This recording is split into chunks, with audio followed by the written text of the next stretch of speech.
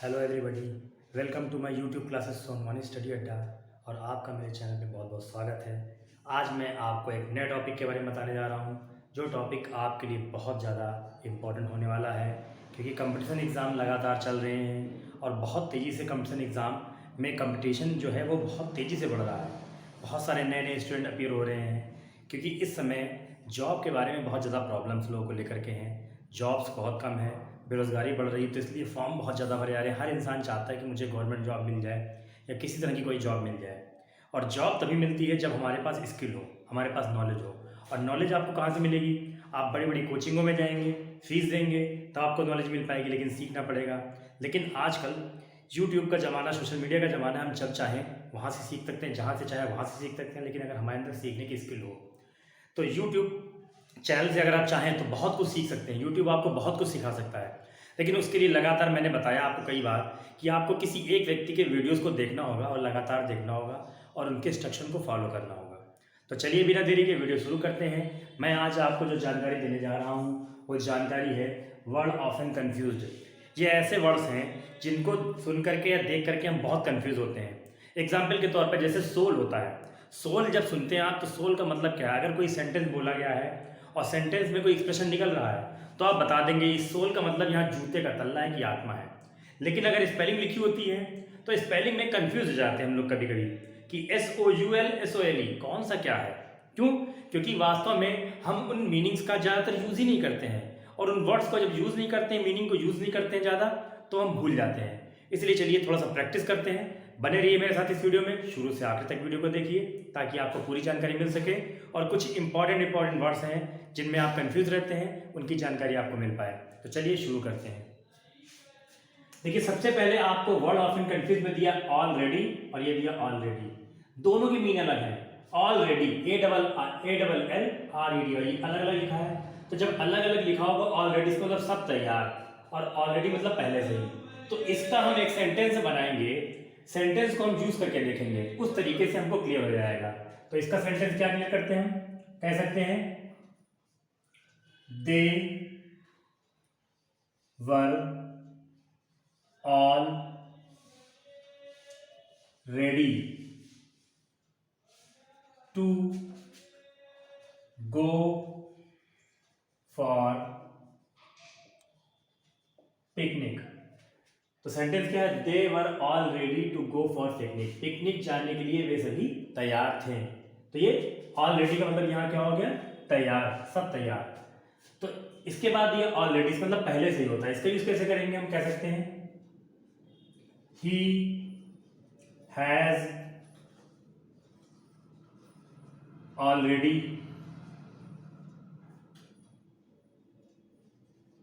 heard the news of her success।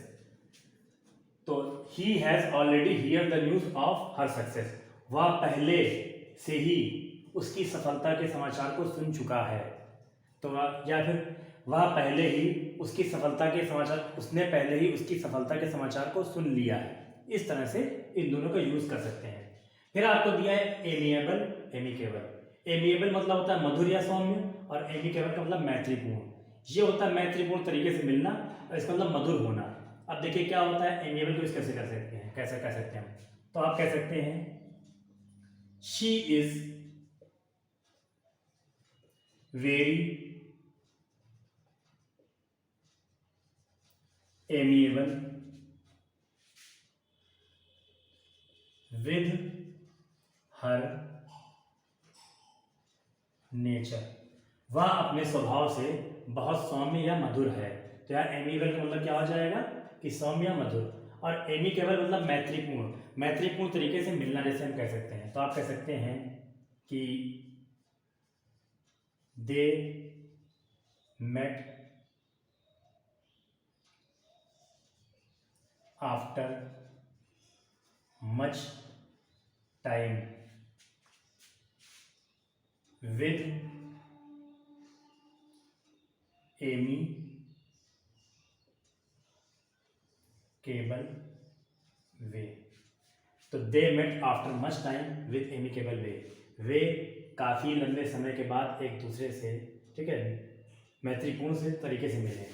तो वे दोनों, ठीक है, काफ़ी समय के बाद मैत्रीपूर्ण तरीके से मिले, या आप कह सकते हैं इसमें वन एनदर भी लिख सकते हैं चाहे तो। फिर आपको दिया बिसाइड, सहारे या के पास, और बिसाइड्स अतिरिक्त। अब देखिए बिसाइड का यूज क्या करते हैं, जब कोई चीज़ किसी चीज़ के एकदम पास में स्थित होगी, अगल बगल में होगी, या किसी के सहारे स्थित होगी, या किसी के सहारे वो होगा, तो हम बिसाइड का प्रयोग करेंगे। और जब किसी के पास एक चीज़ के अतिरिक्त दूसरी चीज़ होगी, या एक वस्तु के अतिरिक्त दूसरी वस्तु होगी, तो हम बिसाइड्स का यूज़ करेंगे। तो हम क्या कह सकते हैं बिसाइड्स में, के सहारे। तो आप कह सकते हैं he sat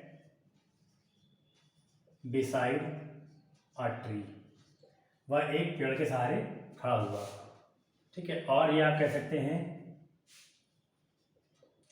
his room is beside the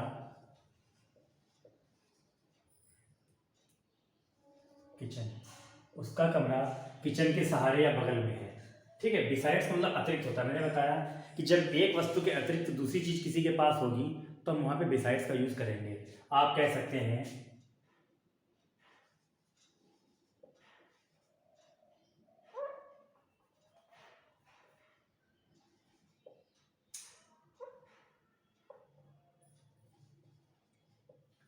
beside giving me money, पैसे देने के अतिरिक्त, ही हेल्प्ड मी ऑल्सो, उसने मेरी सहायता भी की। तो पैसे देने के अतिरिक्त उसने मेरी सहायता भी की, तो यहाँ पे बिसाइड्स का प्रयोग हम करेंगे, एस लगाएंगे। फिर आगे साइट, साइट और साइट। एक होता है CITE साइट, साइट का मतलब होता है उदाहरण देना या उद्धृत करना। दूसरा होता है SITE, इस साइट का मतलब होता है स्थिति। और एक होता है SIGST, इसका मतलब होता है नेत्र दृष्टि या आंखों की रोशनी। तो इन तीनों का एग्जाम्पल कैसे बनाते हैं, देखिए पहले दिया आपको साइट, उदाहरण देना। तो आप कह सकते हैं उसने किसी की पोयम का उदाहरण दिया या किसी चीज का उदाहरण दिया, तो आप कह सकते हैं ही गेव एन एग्जाम्पल, ठीक है, of the sight of the poem. तो he gave an example of the sight of poem, उसने एक कविता का उदाहरण दिया, ठीक है, उसने एक कविता का उदाहरण दिया। आप यहाँ कैसे कह सकते हैं, या कह सकते हैं he cited an example of the poem, उसने कविता का उदाहरण दिया। गेव लगाएंगे तो आप साइट का प्रयोग उधर नहीं करेंगे, यहाँ साइटेड लिख देंगे। फिर आगे दिया आपको साइट मतलब स्थिति, तो आप कह सकते हैं कि किसी जगह की स्थिति मेरे लिए किसी के लिए उपयुक्त है, वहां पे इसका यूज कर सकते हैं। तो आप कह सकते हैं this place is good for my office site, ये स्थान मेरे ऑफिस की स्थिति के लिए अच्छा है। तो इस तरह से इसको यूज कर सकते हैं। अगला दिया साइट, नेत्र दृष्टि, तो आप कह सकते हैं यहां पे he lost his eyesight at very young, उसने बहुत ही युवावस्था में अपनी आंखों की रोशनी या नेत्र दृष्टि खो दी। इस तरह से यूज कर सकते हैं। फिर आपको दिया ड्रॉट और ड्रॉट, आपको ऊपर दिया DRAUGST, इस ड्रॉट का मतलब होता है घूंट, घूंट मतलब एक बार में। और दूसरा दिया आपको ड्रॉट DROUGST, इसका मतलब होता है सूखा। तो इनका यूज कैसे कर सकते हैं, देखिए पहले आपको जो ड्रॉट दिया है इसका मतलब घूंट, आप कह सकते हैं उसने एक घूंट में पूरा पानी या पूरी चीज को ही पी ली। तो आप कहेंगे यहाँ पे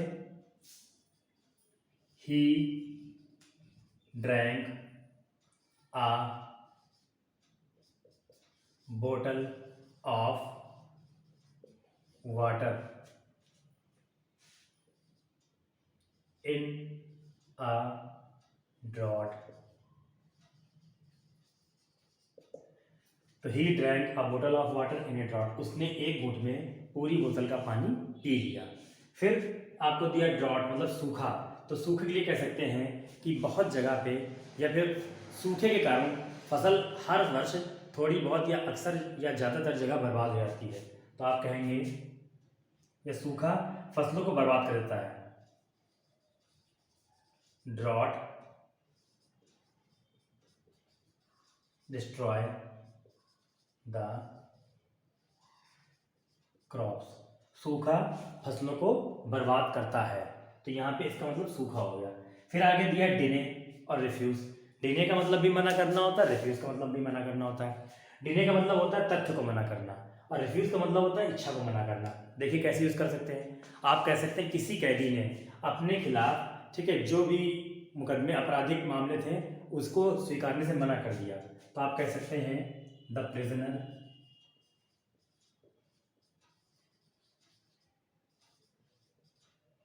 डिने all the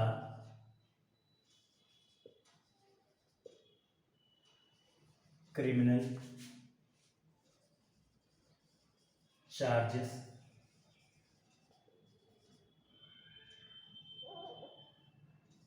against him। तो कह रहा था prisoner deny all the criminal charges against him, ठीक है, कैदी ने अपने खिलाफ जितने भी आपराधिक चार्जेस थे उनके लिए स्वीकारने से मना कर दिया, उन तथ्यों को मना कर दिया। फिर रिफ्यूज का मतलब मना करना, प्रार्थना इच्छा को। तो कैसे कर सकते हैं आप, ही रिफ्यूज्ड हर प्रपोजल,